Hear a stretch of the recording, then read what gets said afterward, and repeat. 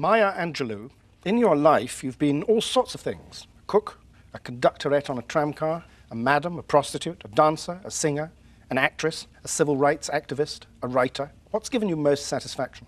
I'm a writer. That's what I do. I identify myself to myself as a writer. I love the sound of the human voice, and I love the way we try to translate ourselves to each other by language. I love it. I speak a number of languages because I do like the sound of the human voice, but I also like the mystery of language. That just, it's got me. I can't get loose. At President Clinton's inauguration, you wrote and performed a poem on the pulse of morning, and you were the first poet to do so at an inauguration since Robert Frost spoke at Kennedy's. What does that poem that you spoke then say to us? It says, in effect, what all my work, I hope, says. I mean, it is, I hear pundits explain that writers may say they have 6 or 8 volumes in them, or 10, as the case may be, but they have one theme. Well, if I have I think I have 2, but one theme is that human beings are more alike than we are unalike. And in everything I write, whether it's music and lyrics for Roberta Flack or B.B. King, or poems or books or essays, all I'm trying to say, or what the main thesis is, human beings are more alike than we are unalike. So in the poem On the Pulse of Morning, I introduce that thesis. What's the other main theme you have? Well, the second, and it may be the first, it depends on what time of day I'm talking, but the other is that we may encounter many defeats, but we must not be defeated. That in fact it may be necessary to encounter defeats so we can know who the hell we are. What can we overcome? What makes us stumble and fall and somehow miraculously rise and go on? I know that a diamond is a result of extreme pressure. Less time and less pressure and it's just crystal or coal or fossilized leaves or just dirt. But time and pressure will create a diamond. It is considered one of the most beautiful elements, and it's one of the hardest elements on our planet. A rock, a river, a tree, hands working together. Another poet, Norton Tenniel, has claimed that he wrote and published 10 years ago a poem that contains the same themes, the same structure, and some of the same language. Well, did you respond to that? No, I didn't, and I wouldn't. I think in his poem, I read the poem after he claimed, he used the word rock, and he used, I think, a tree or river, but many poets do that. And they were not in that sequence. Somewhere in his second verse, he said a river or something. But he and another fellow seem to have decided that they will ride my back into some sort of fame. I used the rock, the river, and the tree because in all my work, I go to the African-American canon for themes, whether I Know Why the Cage Bird Sings, or all my books are entitled, and my poetry, I reach back. In the 19th century, there was a song about the rock, which is still sung in black churches, and it's, oh, I went to the rock to hide my face. Rock cried out, no hiding place down here. So in my poem, I say, the rock says, you may stand on my back, but don't hide your face.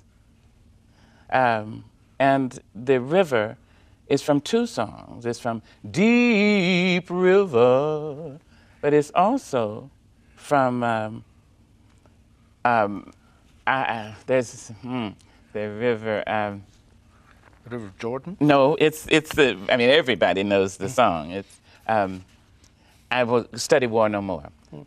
I'm thinking of river, a rock. It's, I'm gonna lay down my sword and shield down by the riverside, down by the riverside, down by the riverside. Lay down my sword and shield down by the riverside to study war no more. So in my poem, I say the river sings and says, if you will put down your arms and study war no more, come, plant. And then the last poem, the last image is the tree. And it was my grandma's favorite song.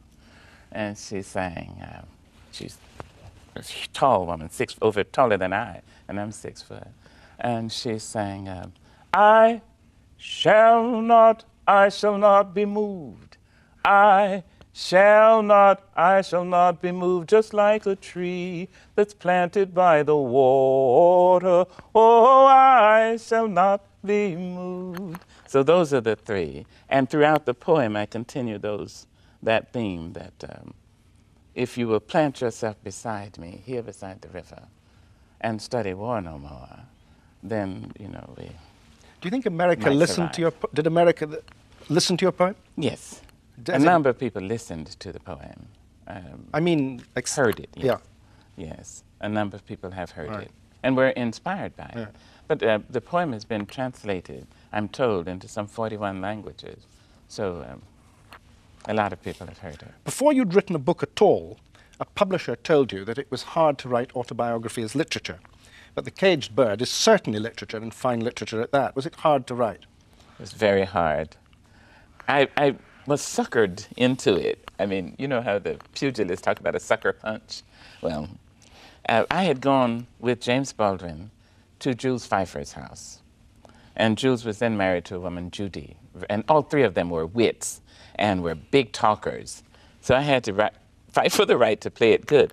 Well, the next day after the evening of great fun and revelry and copious libation and so, this woman, Judy Pfeiffer, called the man who became my editor and said, if you could get the poet, Maya Angelou, to write a book about her life, you would have something.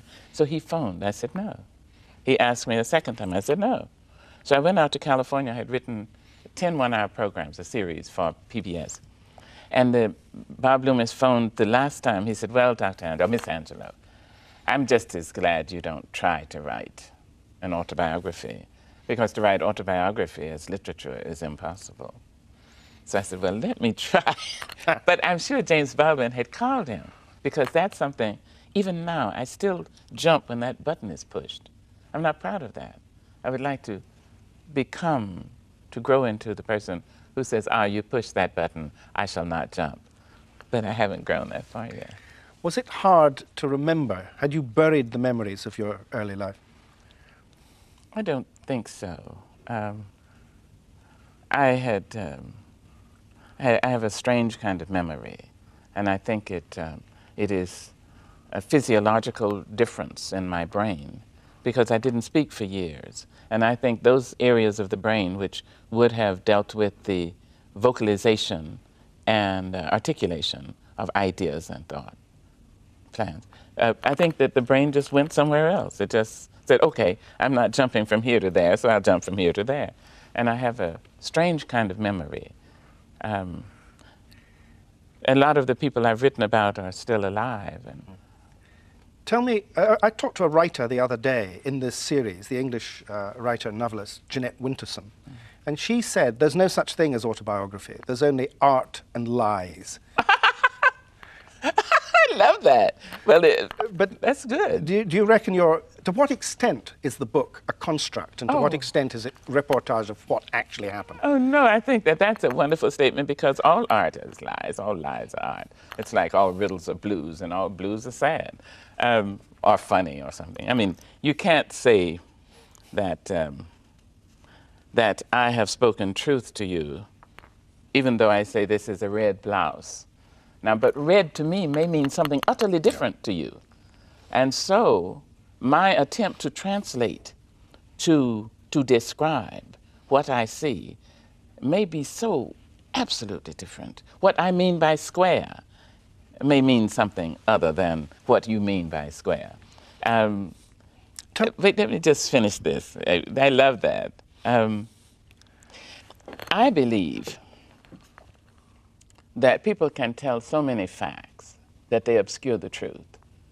You can describe the places where, the people who, the times when, the methods how, etc., and never get to the truth of the matter.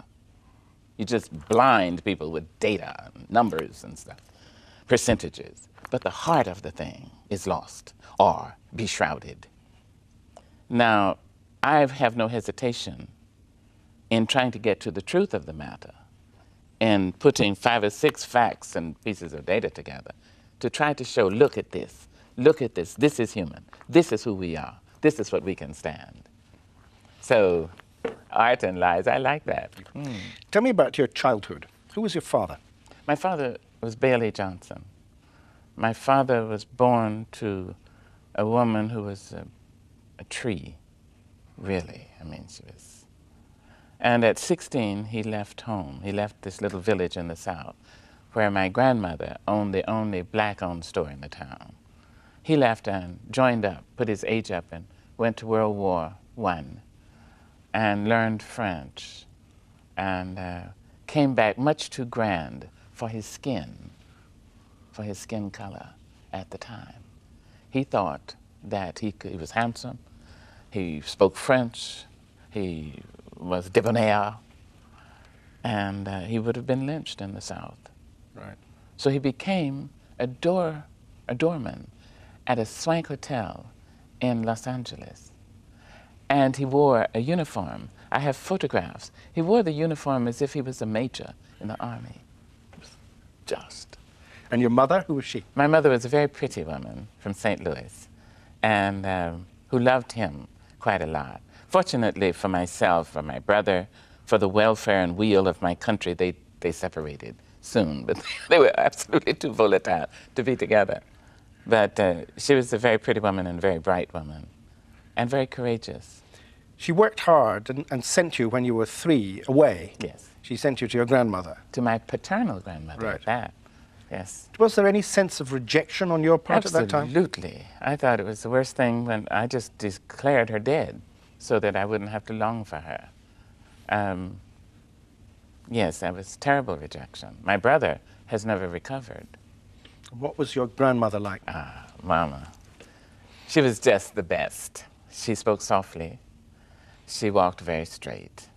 And she was severe, so that people who owed us money really disliked her because she never let anybody. She didn't seem to have any laxity in herself, physically or in her personality. It was one way, and that was the way. So I got a whipping once when I was very young because I said, by the way, to my brother. My grandmother whipped me. She said, switched, but she said Jesus was the way, the truth, and the light. And I had said, by the way, which meant by Jesus, which was a way of saying by God, and she would have no cursing in her house.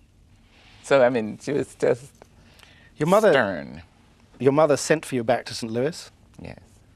And at the age of 7 or 8? 7, you were raped by one of her boyfriends. There's an extraordinary brief passage in the book in which you describe that experience. Can you repeat it? Or I can't repeat it. do you mind if I repeat it? Because Let me try to tell you what it was like. I know that he was longing. This is not an apologia for him, but I know that he was intoxicated with my mother. Most men were for years. And she lived outside, and she was funny and clever and cute and that. And I think in his rage at his inability to control her and have her when he wanted her, I think he raped me in rage.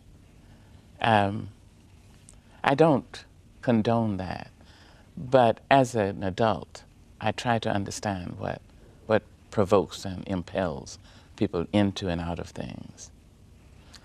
At the time, it was an appalling trauma. How did you recover from that? I don't know if I've ever recovered. I operate in the familiar. And because I don't carry the bitterness of it, I've not been as wounded. Oh, I was terribly wounded at first, but the wounds become scars, and the scars become just little pieces of cosmetic. Is that the advice you would give to people whose dear ones suffer such a trauma? I would say to everybody, whether the dear one or the person herself or himself, I would say do your best not to give passage and harbor to bitterness. Bitterness is stupid.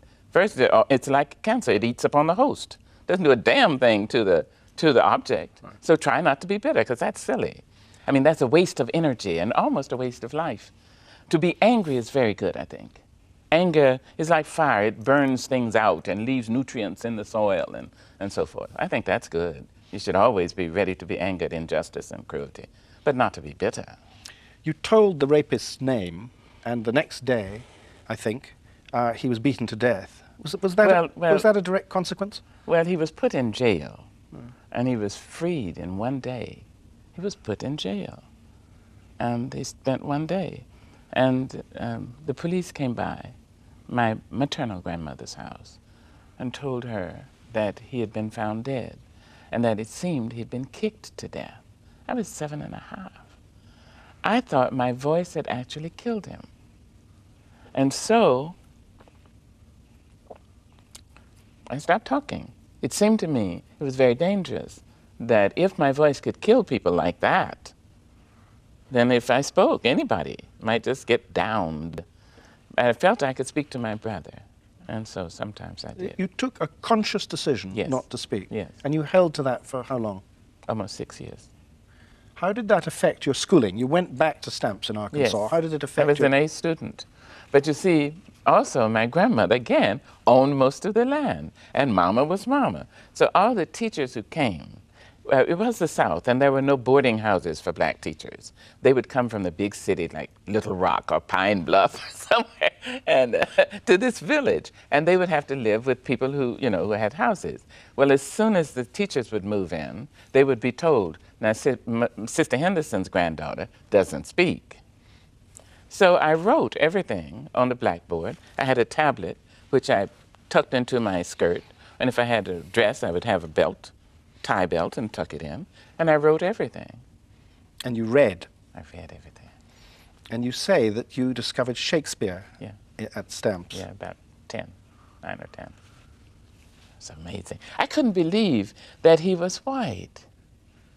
Really. Because, his language was complicated, but I read the sonnets, and I memorized 50 sonnets, say. But the one of them, I loved a number of them, but the one that made me think, how could he know what it feels like to be me, is when, in disgrace with fortune and men's eyes, I, all alone, bemoan my outcast state, and trouble a deaf heaven with my bootless cries, and look upon myself and curse my fate, wishing me like one more rich in hope, featured like him with friends possessed. I'm desiring that man's art and that man's scope, and with what I most enjoy, contented least. How could he know that? Almost 5 centuries earlier. Oh no, I wouldn't have been too surprised if somebody had shown me that he was really a black girl in Stamps. The Ku Klux Klan were at work in your childhood, in your town. Were people scared of them? Absolutely. And in my town, they didn't wear sheets. They didn't have to. They had such power that they could ride over into the black area, threaten, kill, and maim people just because they didn't agree with God's choice for the colors of the people's skin. And they didn't wear sheets. And when you stood up to them, or rather when you expressed your views to white people in the other part of the town, your family told you that was dangerous and told you to shut up and take care and get out. Oh. Mm-hmm. Did your mother ever talk to you later on in your relationship with her about the rape? Did she feel responsible for it in any way? Not a word. She was a very passionate woman and very, she held her anger like some people hold banners, flags. She was very proud of her anger. It described her to herself. It was her boyfriend. She never apologized to you for what happened? No, she wouldn't have, No, she wasn't that sort of person.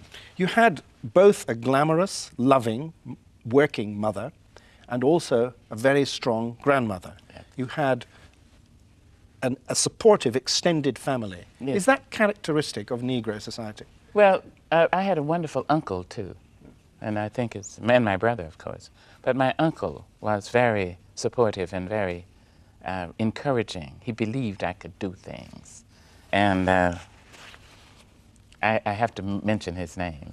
Do really. those sort of hopes still persist in the South? In some places, yes. In the areas where they don't, we see the statistics, the painful, taunting tales of brutality and random violence and that. You mean in the inner cities? Yes, and in the South as well, yes. You became the first black conductorette in the San Francisco. How did you get that job? Well, I wanted a job, and I was 15, and my mother said, go get a job, and that I was ahead in my classwork, and I'd been down visiting my dad to disastrous results. And so my mom said I could work for the next 3 months. So I wanted to get a job on the streetcars because I saw women on the streetcars. I didn't notice that they were only white, but they had changers, coin changers, and wore caps with bibs and jackets. They looked just it. So I thought, I get myself a job. I was 6 foot tall, and white people didn't know how black people look anyway, or how old one was. So I went down, and they wouldn't even accept, they wouldn't give me a form, an application form. I came back home devastated to my mom. And she asked me, do you know why they wouldn't? I said, yes, because I'm black. She said, that's right. Do you want it? I said, yes. She said, go get it. So she said she would give me lunch money and car fare, and I should go every day and be there before the secretaries go in and sit there and read and go out to lunch, but be back before the secretaries. Wait at the door. Be there.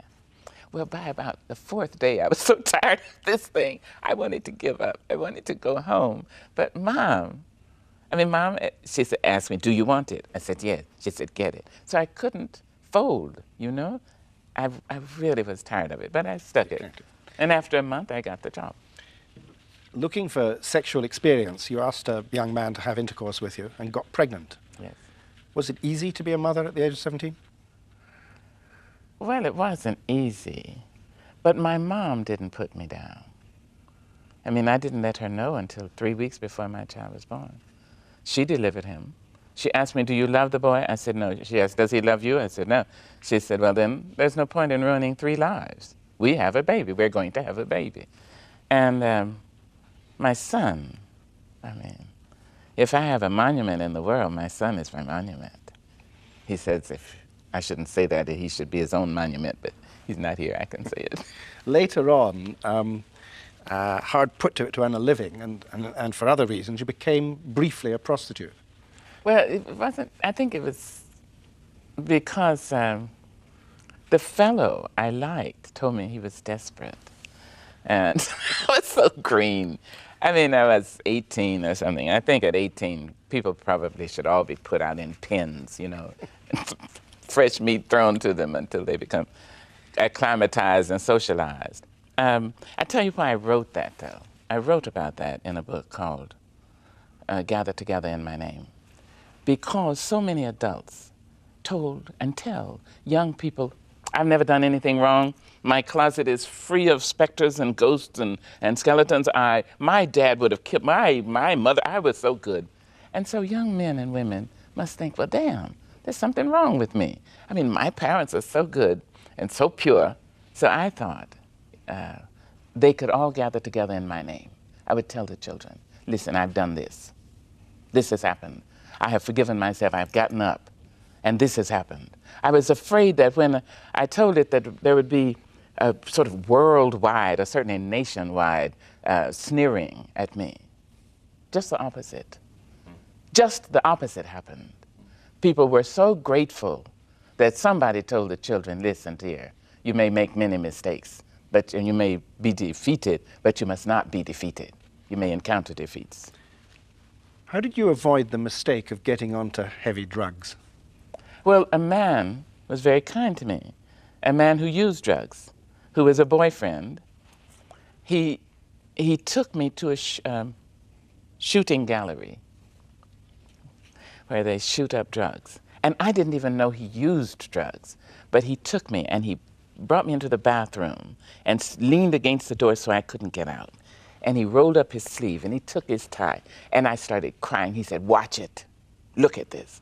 And he fished around with a needle. And I was crying, and he just forced me to look. And finally, he found the needle, the vein, and he untied this high. And you could see the drugs. I mean, you could see its face, just almost like in slow motion, almost like a melting down, like a Dali-esque painting. You could see the tension go out. He said, now, do you want some? Absolutely not. So I've never been tempted. I've never sniffed it or smoked it. Or it was a very kind thing for him to do. You were a dancer, or you discovered you could dance, and you performed in the great famous tour of Porgy and Bess. Yes. Did you know you could be an entertainer of that quality? Yes, I had studied dance, and I always thought I would do something quite wonderful, that whatever I did, I was going to do it as well as I could. I thought at one time I was going to become a real estate broker and have my own briefcase and high-heel matching shoes. I was going to do that. One of your marriages, a marriage to a member, I think, of the Pan-African Congress, took you to Cairo, and then from there you went on to Ghana. What did you learn about the world in Africa? Well, I was quite surprised to find that a number of Africanisms, or what I thought were Afro-Americanisms, really had their origin in Africa. I had been up on the soapbox with everybody else, including Malcolm, saying that our culture was taken from us by slavery. Not so. Not so. So many things I had grown up knowing and in using, ways of speaking, ways of moving, ways of treating other people, I found to be Africanisms. That was a fabulous experience. I got off a plane in Kano, Nigeria. I had taken the Egyptian airline to Kano.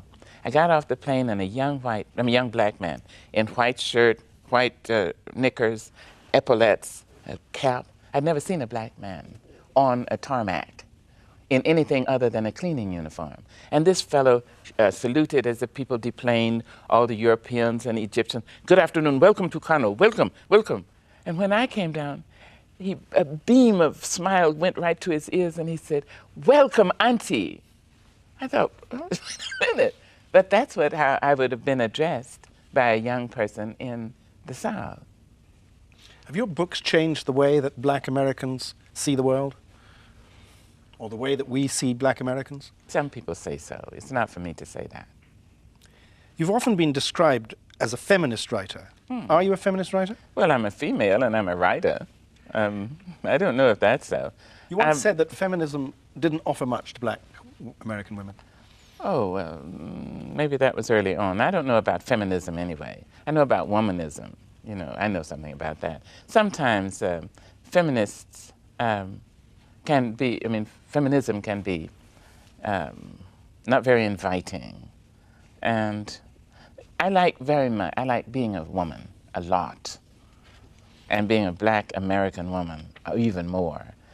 I do know that there's a difference between being an old female and being a woman.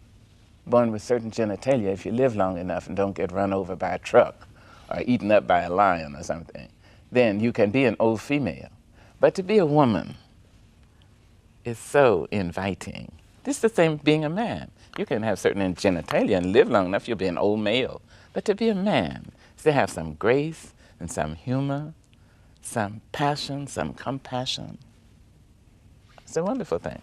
Is there anything you regret in your life? Anything you regret not doing? That's a waste of time, isn't it? I don't know. Do you have fears at all? Mm-hmm. I've feared coming on this program. I hope you're not frightened now. I will be over my fear when the program is finished. No, but really, I have agreed that I will die. I admit that. Once I get that far, I'm all right, because I understand that is the big bugaboo, and I will do that, ready or not. So if I can do that, and will, then... What's the task you've set yourself before you die? I want to, well, so many things. I want to be a Christian. That's a really hard matter. It's like being a Jew, a Muslim, Buddhist, or Shintoist. I'm always amazed when people walk up and say, I'm a Christian. I think, already? Damn. I'm working so hard at it. To be it. I really would like to be it. A kind person. An inclusive person. Merciful even, not just, but merciful. I'd like that. I blow it all the time, and I probably will die not, having come close to it, but I love it. So that may help. That may go down up in heaven on my side. How would you like us to remember you? As a woman who is mostly funny, cheerful, with some courage, and who has enough courage to love somebody. Are you in love now? Yes. Yes. Yes, yes, yes. Yes, I'm in love. Yes.